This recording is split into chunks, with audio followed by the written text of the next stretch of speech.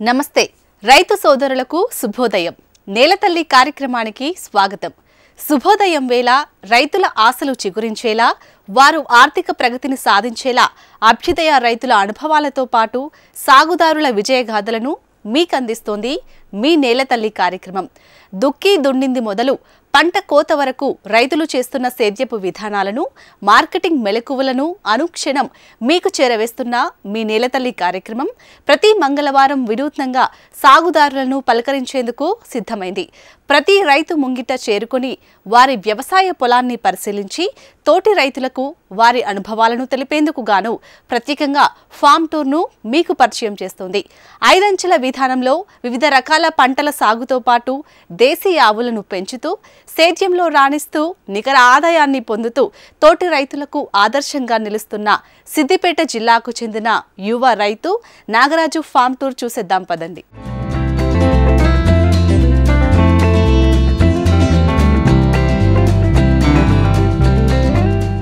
ప్రకృతి వ్యవసాయానికి వన్నె తెస్తున్నారు ఎంతోమంది యువ రైతులు.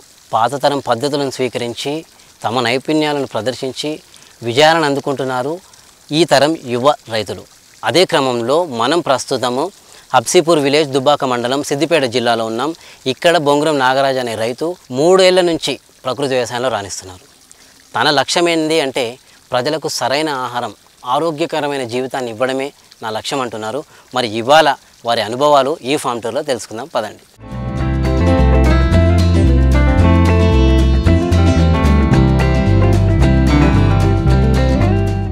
నమస్తే అండి. నమస్కారం. ముందుగా ఒక్కసారి మన నేలతల్లి ప్రేక్షకులకు మిమ్మల్ని మీరు పరిచయం చేసుకోండి. అందరికీ నమస్కారం. నా పేరు నాగరాజు బొంగురం. మాది హబ్సీపూర్ గ్రామం, దుబ్బాక మండలం, సిద్దిపేట జిల్లా. నేను MSc animal biotechnology Hyderabad central university నుంచి చదువుకున్నాను. తర్వాత రీసెర్చ్ అండ్ డెవలప్మెంట్లో 4 ఏళ్ల పాటు ఉద్యోగం చేశాను. ఆ తర్వాత క్వాలిటీ అష్యూరెన్స్లో అసిస్టెంట్ మేనేజర్గా మరో 4 ఏళ్ల పాటు ఉద్యోగం చేశాను. ఇప్పుడు ఇన్ని ఉద్యోగాలు చేసిర్రు, మీ లిస్టు చాలా పెద్దగానే ఉంది. వ్యవసాయంలోకి రావాలని ఎప్పుడు అనిపించింది, ఎందుకు అనిపించింది, అసలు ఆ జర్నీ ఎట్లా కొనసాగింది? వాస్తవానికి నేను ఉద్యోగం చేస్తున్నప్పుడు మంచి శాలరీ, మంచి గుర్తింపు ఉన్నప్పటికీ మనం తినే ఆహారం కలుషితమైన ఆహారం, విషపూరితమైన ఆహారం అనేది తెలుసుకున్నాను. దానివల్లే మనం అనేక రకాల సమస్యల్ని ఫేస్ చేస్తున్నాము. సో 100 సంవత్సరాలు బతకాల్సినటువంటి మనిషి 60-50 సంవత్సరాలకే వేరియస్ డిసీజెస్ రావడం వల్ల చనిపోవడం అనేది జరుగుతుంది. ఇది గుర్తించిన నేను మంచి ఆహారాన్ని పండించాలి, ముందుగా మనం మన ఇంట్లో వాళ్ళకి పెట్టాలి, తర్వాత సమాజానికి ఒక సంవత్సరానికి ఒక 1000 మందికైనా పెట్టాలి, ఒక 100 మంది రైతులనైనా మనం మార్చాలి అనే ఉద్దేశంతో గత 3 సంవత్సరాలుగా మనం ఇక్కడ మన హబ్సీపూర్ గ్రామంలో ప్రకృతి వ్యవసాయం, గో ఆధారిత వ్యవసాయం అనేది మనం చేస్తున్నాము. ప్రకృతి వ్యవసాయం అంటున్నారు, అసలు దానికి గైడెన్స్ ఎట్లా లభించింది? ఆ మొదటి అడుగు ఎట్లా పడ్డది? మధ్యప్రదేశ్లోని సాగర్ ప్రాంతంలో ఆకాష్ చౌరేషయ్య గారని మల్టీ లేయర్ మీద శిక్షణ ఇస్తారు. సో ఆయన దగ్గరికి వెళ్ళి నేను ఒక వారం రోజుల పాటు శిక్షణ తీసుకున్న తర్వాత 3 సంవత్సరాల క్రితం ఇక్కడికి వచ్చేసి మనము ఎక్కడైతే మనం శిక్షణ తీసుకున్నామో ఆ శిక్షణను మొత్తం ఇక్కడ మన ఫీల్డ్లో మొత్తం చేస్తూ, మరియు వ్యవసాయం చేస్తూనే వ్యవసాయంతో పాటు ఇక్కడ రీసెర్చ్ అనేది చేయడం జరుగుతుంది. గతంలో రీసెర్చ్ అనుభవం నాకు చాలా ఎక్కువగా ఉంది. సో ఆ రీసెర్చ్ అనుభవం 4 గోడల మధ్యనే మాత్రమే ఉంది. కానీ ఇక్కడికి వచ్చిన తర్వాత రీసెర్చ్ను అంతా కూడా, పరిశోధన మొత్తం కూడా మనం పంటలపైన చేయాలి, భవిష్యత్ తరాలకి మంచి ఆహారాన్ని అందించే విధంగా మనం ఏ విధంగా చేయగలుగుతామని మొత్తం ఇక్కడ చేయడం అనేది జరుగుతుందన్నమాట. ప్రస్తుతం ఎన్ని ఎకరాల్లో మీరు పండిస్తున్నారు? ప్రస్తుతం నేను 7 ఎకరాల్లో నా సొంతంగా నేను చేస్తున్నాను. దీంతో పాటు వేరే రైతులకు కూడా విత్తనాలు ఇచ్చి వేరే రైతులతో సాగు చేయిస్తున్నాను, మార్కెటింగ్ కూడా చేయిస్తున్నాను. ముఖ్యంగా కావాల్సింది వ్యవసాయంలో ప్రధానంగా 2: ఒకటి భూమి, ఒకటి విత్తనం మెయిన్.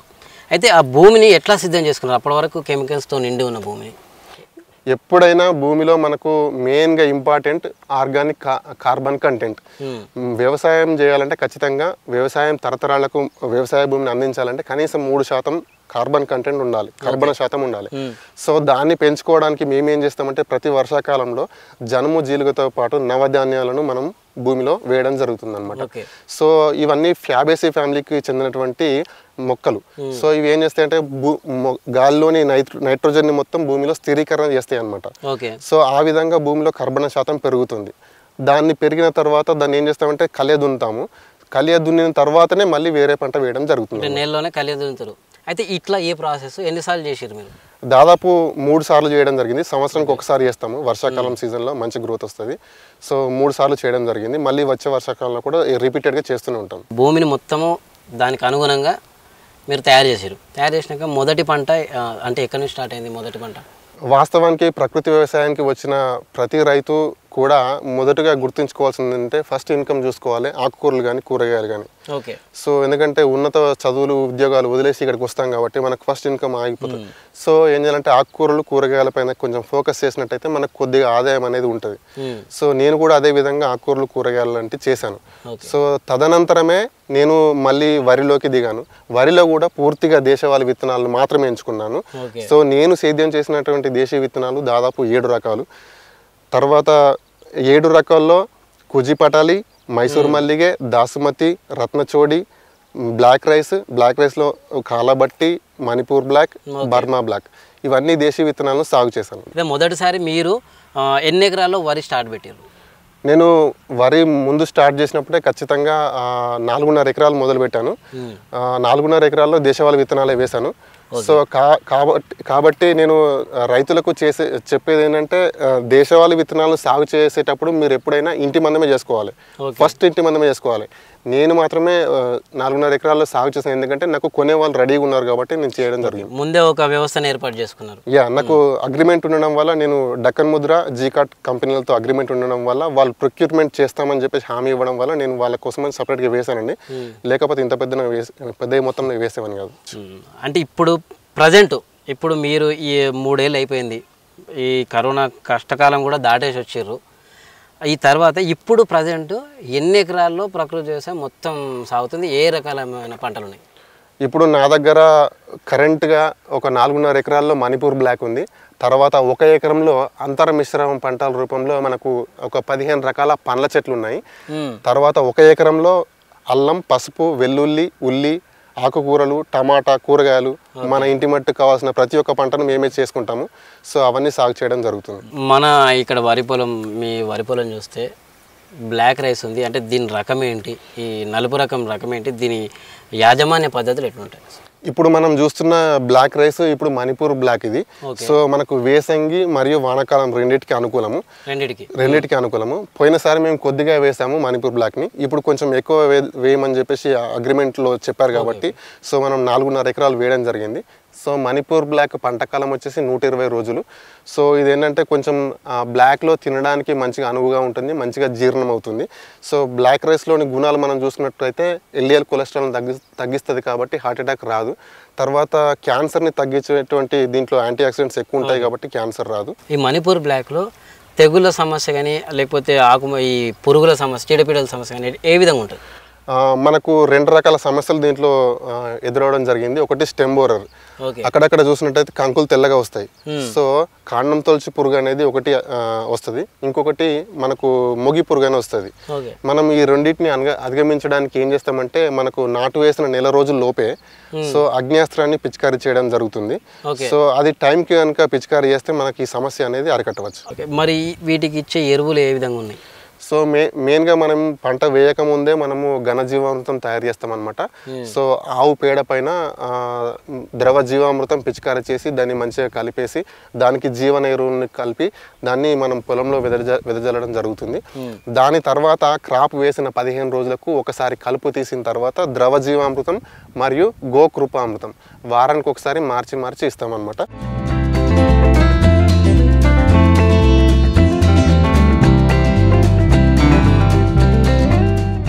పదండి ఒకసారి మనం ఇప్పుడు కేవలం వరే కాకుండా నాగరాజు గారు ఇంకా కూరగాయలు వేరే హార్టికల్చర్ ప్లాంట్స్ కూడా సాగు చేస్తున్నారు. వాటి వివరాలు కూడా క్షుణ్ణంగా తెలుసుకుందాం.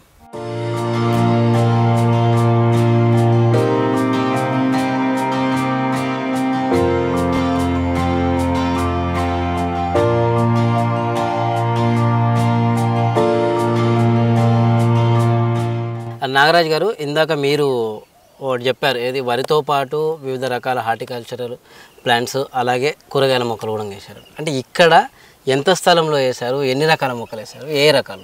ఇప్పుడు మనం ఉన్న స్థలం 1 ఎకరం స్థలము. 1 ఎకరా స్థలంలో మనం డాక్టర్ పద్మశ్రీ సుభాష్ పాలేకర్ గారి 5 అంచెల పద్ధతిని మనం ఇక్కడ ఎంచుకోవడం జరిగింది. సో దీనిలో భాగంగా మనం ఏం చేసినామంటే ప్రతి 9 ఫీట్లకు ఒక బెడ్ని ఏర్పాటు చేయడం జరిగింది.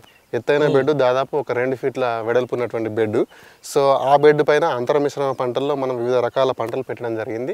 సో ప్రతి పెద్ద మొక్కను 40 ఫీట్లకు ఒకటి పెట్టడం జరిగింది. పెద్ద మొక్కకి మధ్యలో దాదాపు 4.5 ఫీట్లకు ఒక చిన్న మొక్క, మునగ, పపాయ, నిమ్మ, తర్వాత జామ, సీతాఫల్లో రకాలు, మళ్ళీ NMK1 గోల్డెన్, తర్వాత రామ సీతాఫల్, లక్ష్మణ్ సీతాఫల్, హనుమాన్ ఫల్, ఈ విధంగా అన్ని రకాల పంటలను మనం సాగు చేయడం జరుగుతుంది. ఎందుకంటే సీజనల్ వైజ్గా ఒక్కొక్క ఫ్రూట్ అనేది అందుకుంటూ వస్తే రైతు అనేది అమ్ముకొని ఒక లాభదాయకంగా ప్రతి సీజన్లో ఒక డబ్బులు సంపాదించుకుంటున్న ఉద్దేశంతో ఈ యొక్క మోడల్ ఫామ్ని ఏర్పాటు చేద్దామని మనం చేయడం జరిగింది. అంటే ఈ మోడల్ ఫార్మింగ్ ఈ పద్ధతిలో మీరు స్టార్ట్ చేయడానికంటే ముందు శిక్షణ ఏమైనా తీసుకున్నారా? నేను సుభాష్ పాలేకర్ గారు మరియు ఆకాష్ చౌరేషియా గారు ఇద్దరి వద్ద నేను శిక్షణ తీసుకోవడం జరిగిందండి. సో అదే శిక్షణను ఇక్కడ అమలు పరిచాను. కాకపోతే నాకు తోచినంతగా కొద్దిగా చేంజెస్ చేశాను. సో మొక్కలపైన ఎక్కువగా రీసెర్చ్ చేస్తుంటా కాబట్టి ఏ మొక్కకు ఎటువంటి పోషకాలు అవసరం ఉంటాయి, ఏ మొక్కకు ఎక్కువగా నీళ్ళు అవసరం ఉంటాయి, సో ఏ మొక్కల్ని ఎటువైపు పెడితే బాగుంటుందని కొంచెం చేంజెస్ చేసుకుని నేను ఇక్కడ అడ్జస్ట్ చేయడం జరిగింది. అంటే ఇక్కడ మీరు ఏ విధంగా పెట్టారు మరి? ఆ మెజర్మెంట్స్ వేసుకున్నారు కదా, ఆ లెక్కల ప్రకారం ఎటువంటి మొక్కలు పక్కన పెట్టుకున్నారు, ఎటువంటి మొక్కలు సైడ్ క్రాప్స్ పెట్టుకున్నారు, బార్డర్ క్రాప్స్ ఎలాంటి మొక్కలు పెట్టుకున్నారు? వాస్తవానికి మునగ అనేది నైట్రోజన్ ఫిక్సర్ మొక్క కాబట్టి ప్రతి మెయిన్ క్రాప్ మధ్యలో మునగ మొక్కను 4.5 ఫీట్లకు ఒకటి పెట్టడం జరిగింది. సో మునగ ఏంటంటే పక్కకున్న ఇప్పుడు ఇక్కడ మునగ మొక్క ఉంది, ఇక్కడ సీతాఫల్ NMK గోల్డెన్ ఉంది. సో దీనికి కావాల్సిన ఆహారాన్ని మునగ మొక్క భూమిలోంచి అందిస్తుంటది అనమాట. గాలిలో నత్రజనిని స్థిరీకరించడం వల్ల ఈ మొక్క అనేది సహజంగా ఆహారాన్ని తీసుకొని పెరగడం జరుగుతుంది. సో ప్రతి ప్రధాన మొక్కకు మనము మునగ అనేది మధ్యలో నాటడం జరిగింది. దీంతో పాటు గ్లైరిసిడియా మొక్కల్ని కూడా నాటవచ్చు. మరియు ఈ సుభాష్ పాలేకర్ గారి 5 అంచెల పద్ధతిలో మెయిన్గా మనకు ఈ అరటిని సపరేట్గా పెట్టుకుంటే మంచిదని నాకు అనిపించింది. ఎందుకంటే అరటికి నీళ్ళు ఎక్కువ అవసరం ఉంటుంది కాబట్టి దాన్ని సపరేట్గా పెట్టుకోవడం జరిగింది. సో ఆ విధమైన మార్పులు దీంట్లో చేయడం జరిగింది. అంటే ఇప్పుడు మీరు అంటున్న ఈ 5 లేయర్స్లో మామూలుగా ఎంత స్థలంలో చేసుకోవచ్చు, ఎంత స్థలం నుంచి ఎంత స్థలం వరకు చేసుకోవచ్చు? ప్రతి రైతు చేసుకోవాల్సిందే. ఒక గుంట నుంచి మొదలుకొని 1 ఎకరం వరకు చేసుకోదగిన పంట అనమాట. సో ఎక్కువ మొత్తంలో సాగు చేసే వాళ్ళు దాన్ని సపరేట్గా ఎట్లయినా చేసుకుంటారు. సో కొద్ది మొత్తంలో 1 ఎకరం లోపు సాగు చేసుకునే వాళ్ళు 5 అంచెల పద్ధతిని రికమెండ్ చేయొచ్చు. ఓకే, అంటే ఇప్పుడు ప్రస్తుతము ఎన్ని రకాలు ఉన్నాయన్నారు ఇక్కడ పంటలు? దీంట్లో దాదాపు 15 రకాలు ఉన్నాయి. సో 15 రకాల్లో కొన్ని ఎక్కువగా మనకు పండ్లకు సంబంధించినవి ఉన్నాయి, కొన్ని ఔషధ విలువ కలిగినటువంటి మొక్కలు కూడా ఉన్నాయి. పళ్ళ రకాలు ఎన్ని ఉండొచ్చు? దాదాపు 12 రకాల పండ్లు ఉన్నాయి దీంట్లో. సో మనం చూసుకున్నట్టయితే మునగ 1, తర్వాత సీతాఫల్ 1, నిమ్మ, దానిమ్మ, తర్వాత రామఫల్, లక్ష్మణ్ ఫల్, పపాయ, గవ, ఆ తర్వాత మ్యాంగో, కొబ్బరి, ఇట్లాంటి మొక్కలు దాదాపు 12 రకాలు ఉండడం జరిగింది అనమాట దీంట్లో. ఇక్కడ మునగ చూస్తే నిజంగా చాలా అద్భుతంగా అసలు బాగా కాసినట్టు కనిపిస్తుంది. అయితే అంటే ఈ రకం ఏంది, ఎక్కడి నుంచి తెచ్చుకున్నారు, దీని మేనేజ్మెంట్ ఎట్లుంది ఇందులో? సో మనకు బేసికల్గా మునగలో PKM1 అనే వెరైటీని మనం ఇక్కడ పెట్టడం జరిగింది. సో ఇది క్రాప్ వచ్చేసి 8 నుంచి 10 నెలల్లో పెట్టిన తర్వాత రావడం జరుగుతుంది అనమాట. సో మంచిగా యాజమాన్య పద్ధతులు దీనికి చేసినట్టయితే సరైన సమయంలో మనం జీవామృతం కానీ గోకృపామృతం కానీ అందించగలిగినట్టయితే, మరియు మొక్కకు మనం ఏ విధమైనటువంటి పురుగులు కనుక ఆశించకుండా మెయింటైన్ చేయగలిగినట్టయితే దీనికి క్రాప్ అనేది మంచిగా వస్తుంది. మునగ PKM1 వెరైటీ ఇది. ఎకరంలో 5 లేయర్ చేస్తున్నారు కదా, అంటే ఇందాక అన్నారు ఒక్కోటి ఒక్కో కాలాన్ని ప్రకారము పంట వస్తుంది. మీ దగ్గర అది ఏ తీరులో వస్తుంది, ఏ స్టేజ్లో ఉన్నాయండి? సో మేము మాకు 6 నెలలకు రావడానికి అనుగుణంగా మేము ఫస్ట్ కంది వేయడం జరిగింది. అంటే అన్నీ ఒకటిసారి వేసాం కానీ ఫస్ట్ మాకు కొలంబో కంది వచ్చింది. సో తర్వాత సెకండ్ క్రాప్ వచ్చేసి మునగ వచ్చింది, 3వ క్రాప్ వచ్చేసి పపాయ, 4వ క్రాప్ వచ్చేసి జామ, 5వ క్రాప్ వచ్చి అరటి. ఈ విధంగా దశల వారీగా ఒక్కొక్క క్రాప్ అనేది వస్తుంది. ఇప్పుడు ఈ వస్తున్నటువంటి మునగ మళ్ళీ ఇంక 6 మంత్స్కి మళ్ళీ రిపీట్ అవుతుంది అనమాట. సో కాలానుగుణంగా ఏ క్రాప్ ఎప్పుడు వచ్చేది అప్పుడు వస్తూనే ఉంటుంది. సో ఇదంతా తెంపుకుంటూ అమ్ముకోవడమే రైతు యొక్క పని. మిక్స్డ్ క్రాప్స్ 5 లేయర్ పద్ధతి నెలవారీగా లేకపోతే పంట కాలానికి డబ్బులు వచ్చే పద్ధతి, అది ఎట్లుంటుంది దీంట్లో ఆదాయం? మీరు ఎట్లాంటి ఆదాయాలు చూసారు? సో మనం ఇప్పుడు బయట చూసుకున్నట్టయితే అందరి క్రాప్స్ ఒకటే టైంకి వస్తాయి కాబట్టి బయట డిమాండ్ తగ్గుతుంది, తర్వాత ఉత్పత్తి పెరుగుతుంది. అంటే ఇప్పుడు ఇది ఆ విధంగా కాదు, సీజనల్ వైజ్గా వస్తాయి కాబట్టి సీజనల్ ఫ్రూట్స్కి ఎప్పుడు కానీ డిమాండ్ ఉంటుంది. సో సీజనల్ ఫ్రూట్ కనుక రైతు తీసుకెళ్ళి ఒక ఆర్గానిక్ స్టోర్లోనో లేకపోతే మనకు మార్కెట్లో కనుక అమ్ముకున్నట్టయితే సీజనల్ ఫ్రూట్స్కి ఎప్పుడు డిమాండ్ ఉంటుంది.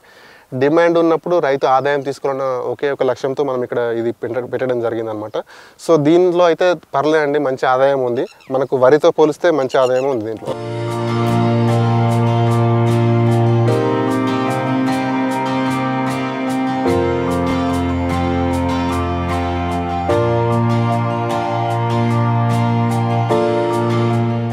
ప్రస్తుతం మనం ఇక్కడ నించున్న స్థలం దాదాపు 1/2 ఎకరం వరకు ఉంటుంది. సో ఈ స్థలంలో మనం మా ఇంటికి కావాల్సినటువంటి అన్ని రకాల ఆకుకూరలు, కూరగాయలు మరియు ఇతరత్ర విత్తనాలు అన్నీ కూడా మేమే పండించుకుంటాం. విత్తనం ఏది కూడా బయట నుంచి తీసుకురాము, ఎందుకంటే మళ్ళీ అది దాంట్లో కెమికల్ కలిసి వస్తుంది కాబట్టి. సో మేము ఇక్కడ కమర్షియల్గా అల్లం, పసుపు, వెల్లుల్లి, ఉల్లి అన్ని రకాల పంటలను సాగు చేసి కమర్షియల్గా హైదరాబాద్కి అమ్మడం జరుగుతుందండి. సో మనం అల్లం, పసుపు ఆ ఏరియాలో హార్వెస్ట్ చేసినాము, హార్వెస్టింగ్ అయిపోయింది. వెల్లుల్లి కూడా హార్వెస్టింగ్ చేయడం జరిగింది. అంటే ఎంతలో చేశారు ఈ అల్లము వెల్లుల్లి? దాదాపు 6 గుంటల స్థలంలో అల్లం, పసుపు చేయడం జరిగింది. ఒక 3 గుంటల స్థలంలో వెల్లుల్లి చేయడం జరిగింది. ఒక 2 గుంటల స్థలంలో మనం నుంచిన స్థలంలో ఇప్పుడు ఉల్లి అనేది మన చేతికి వచ్చే దశలో ఉంది. మనం చూసుకుంటాం, ఇక్కడ చూసినట్టయితే ఉల్లి ఎంత సైజులో ఉందో చూసుకోవచ్చు. అంటే ప్రకృతి వ్యవసాయంలో కూడా ఇంత మంచి దిగుబడులు సాధించగలం అని అనడానికి ఇదొక ఉదాహరణ. ఎంత మంచిగా జీవామృతంతో ఎంత మంచిగా ఉల్లి సైజు వచ్చిందో మనం ఇక్కడ చూడవచ్చు. అదేవిధంగా మనం ఇక్కడ చూసుకున్నట్టయితే మనకు దేశవాళీ విత్తనాలు అనేటువంటి టమాటాలను మనం సాగు చేయడం అనేది జరిగింది. సో అంటే ఇది ఏ రకమైన టమాటా అండి? దేశవాళీ విత్తనం అంటున్నారు. దేశవాళీలో ఇది కాశీ టమాటా. ఓకే. స్కిన్ చాలా డెలికేటెడ్గా ఉంటుంది, చాలా టేస్టీగా పుల్లగా ఉంటుంది అనమాట. సో తొందరగా ఉడుకుతుంది, ఆరోగ్యానికి చాలా మంచిది అనమాట ఈ టమాటా, కాశీ టమాటో. ఓకే. సో దీన్ని మనము మన ఇంటికి కావాల్సినటువంటి టమాటాలు మనమే సాగు చేసుకుంటూ విత్తనాలు మనం కాపాడుతున్నాం. ఎవరికైనా విత్తనాలు కావాలంటే మనం పంపిణీ చేయడం జరుగుతుంది. ఇప్పుడు మనం మీ ఇక్కడ చూస్తున్నది ఈ ఉల్లి కానీ ఈ టమాటా కానీ అంటే రకాలు 2 దేశీవేనా? టమాటా ఒకటి దేశవాళీ, మనకు ఆకుకూరలు మన ఇంటికి తినే కూరగాయలు అన్నీ కూడా దేశవాళీ. ఓకే.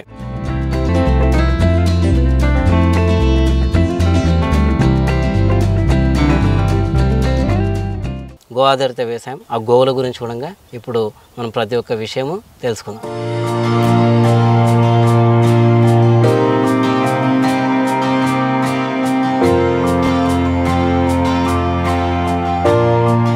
ఇప్పుడు మీ దగ్గర ఎన్ని ఆవులు ఉన్నాయి, ఏ జాతులు ఉన్నాయి, వాటి పోషణ ఏ విధంగా చేస్తున్నారు? సో దేశీ ఆవులు కేవలం ఒంగోలు జాతికి సంబంధించిన ఆవులు 4 ఉన్నాయి మన దగ్గర. సో మన దగ్గర ఉన్నటువంటి 4 ఆవుల యొక్క మూత్రాన్ని మనం ఏర్పరచుకున్నటువంటి బెడ్ ద్వారా ఇటు కాలువ ఉందన్నమాట. కాలువ నుంచి అక్కడ ఉన్నటువంటి ఒక 1000 లీటర్ల ట్యాంకులోకి ఈ విధంగా మనకు ఆవు మూత్రం అనేది రోజు వెళ్ళడం జరుగుతుంది. ముందైతే మీరు ఆవు మూత్రం అయితే ఇక్కడనే కలెక్ట్ చేస్తారు వేస్ట్ కాకుండా. సో మనం ఇక్కడ ఆవు మూత్రంని కలెక్ట్ చేస్తాము, plus at the same time మనం ఇక్కడ షెడ్లో ఉపయోగించుకున్నటువంటి నీళ్ళను కూడా ఒక చుక్క వృధా చేయకుండా ఆ నీళ్ళను కూడా మనం ఇక్కడే స్టోర్ చేసుకుంటాం. ఒక 4 ఆవులు ఉన్నాయి మీకు. అయితే దీని నుంచి మామూలుగా ఎంత సేకరిస్తుంటారు? రోజుకి ఎన్ని లీటర్ల మూత్రం, లేకపోతే ఎట్లా స్టోరేజ్ చేసుకుంటారు? ఎక్కువ అయితే నాకు దాదాపు ఒక ఆవు నుంచి 5 లీటర్ల నుంచి 6 లీటర్ల ఆవు పంచకం వస్తుంది ప్రతిరోజు. సో ఆ లెక్కన నాకు ఒక 20 లీటర్ల ఆవు పంచకం వస్తుంది. దాంతోపాటు మనము ఆవులను కడిగిన వాటర్ కానీ ఇంకా షెడ్ కడిగిన వాటర్ కానీ ఇంకొక 80 లీటర్స్ 100 లీటర్స్ వేసుకున్నా రోజుకు ఒక 100 లీటర్లు యావరేజ్గా వస్తే 10 రోజుల్లో 1000 లీటర్లు కలెక్ట్ అవుతుంది మనకి. సో స్టోరేజ్ ట్యాంక్లో మనకు అక్కడ ఉండడం జరుగుతుంది. ఈ 1000 లీటర్లను ప్రతి 10 రోజులకు ఒకసారి మనం పంపిణీ చేయడం జరుగుతుంది.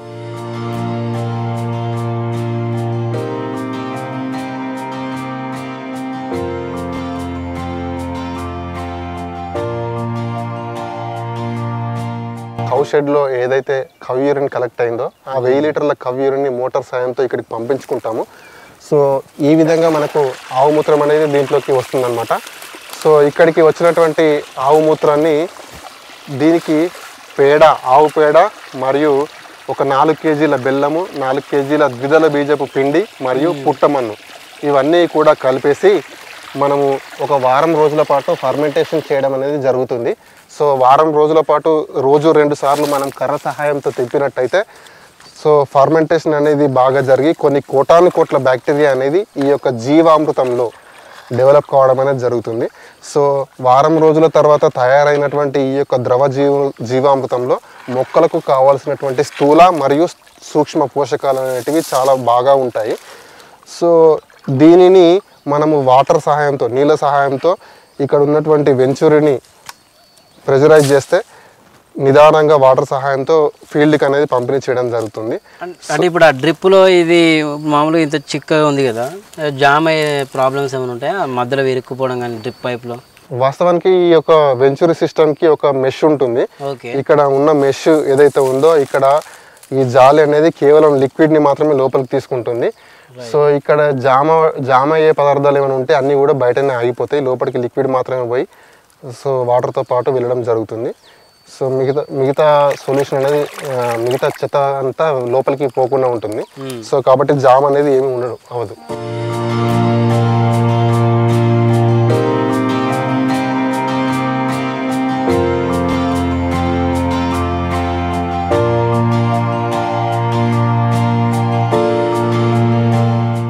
ఇతర పంటలతో పోలిస్తే సేంద్రియ పంటలకు మార్కెట్లో ఇప్పుడు ఆదరణ పెరుగుతుంది.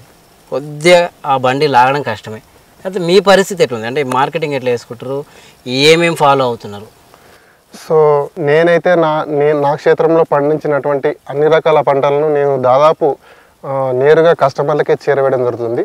తెలంగాణ మరియు ఆంధ్రప్రదేశ్లోని అన్ని స్థానాల్లోకి మనము కస్టమర్లకు నేరుగా చేరవేయడం జరుగుతుంది. సో ఎక్కువగా సోషల్ మీడియా ద్వారా ఫేస్బుక్ మరియు యూట్యూబ్, వాట్సాప్ ద్వారా పంపించడం జరుగుతుంది.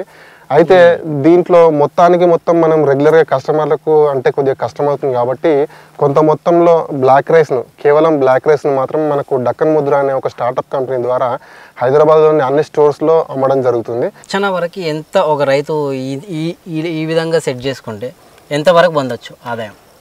సుమారు ఒక 5 ఎకరాల వ్యవసాయం ఉండి దాంట్లో ఒక 25% హార్టికల్చర్ ఉండి ఆ తర్వాత దాంట్లోనే కొన్ని గొర్రెలు, మేకలు, కొన్ని కోళ్ళు ఉన్నటువంటి రైతు అయితే దాదాపు సంవత్సరానికి 4 నుండి 5 లక్షల రూపాయలు ఖచ్చితంగా సంపాదించవచ్చు. సో సుస్థిర ఆదాయం ఉండాలి, సమీకృత వ్యవసాయం చేయాలంటే ఖచ్చితంగా పంటలతో పాటు కొన్ని పశువులు ఉండాలి, కొన్ని గొర్రెలు, కోళ్ళు, మేకలు ఖచ్చితంగా ఉండాల్సిందే.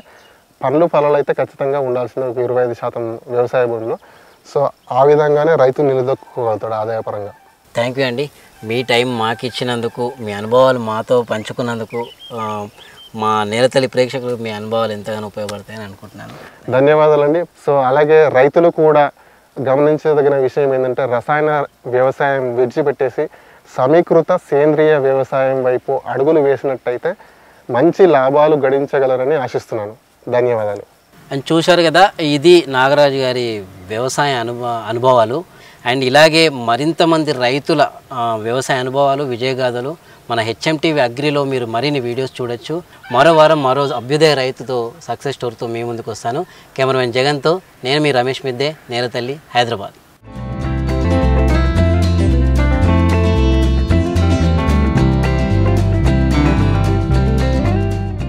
మరి ఈ రోజు ప్రసారమైన కార్యక్రమంతో పాటు సాగుదారులకు ఉపయోగపడే సేద్య సమాచారం, అభ్యుదయ రైతుల అనుభవాల కోసం HMTV అగ్రి యూట్యూబ్ ఛానల్ని సబ్స్క్రైబ్ చేసుకోండి. ఇది ఇవాల్టి నేలతల్లి కార్యక్రమం. నమస్తే.